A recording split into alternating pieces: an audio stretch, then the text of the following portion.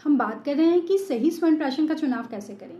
देखिए, कोई भी जो दवा है वो काम करती है, उसका जो एक्शन होता है वो उसके घटक द्रव्यों के कारण होता है, और स्वर्ण प्राशन के सिलेक्शन में यही सबसे ज़्यादा कंफ्यूजिंग पार्ट है। अगर आप 10 सैंपल लाएंगे और उनके कंटेंट्स मैच करेंगे तो मैच ही नहीं होंगे, सबका फॉर्मूला डिफरेंट है। तो सही क्या है, मैं आपको रेफरेंस से बताने की कोशिश करती हूँ। आयुर्वेद में जो पीडियाट्रिक्स के लिए, बच्चों के लिए सबसे सम्मानीय ग्रंथ है वो है काश्यप संहिता। काश्यप संहिता में जहाँ शब्द आया स्वर्ण प्राशन और जहाँ स्वर्ण प्राशन के चमत्कारिक प्रभाव बताए हैं, वहाँ सिर्फ 3 चीज़ों का नाम है, और यही 3 चीज़ें आपके स्वर्ण प्राशन में ज़रूर होना चाहिए, बाकी सब ऑप्शनल है। ये 3 चीज़ें क्या हैं? स्वर्ण, मधु, सर्पी।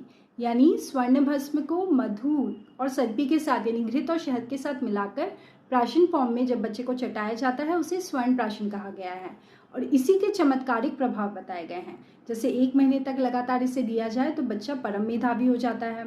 6 महीने तक लगातार दिया जाए तो उसकी बुद्धि इतनी अच्छी हो जाती है कि वो शुद्धधर हो जाता है, जो भी सुनेगा वो उसे याद हो जाएगा।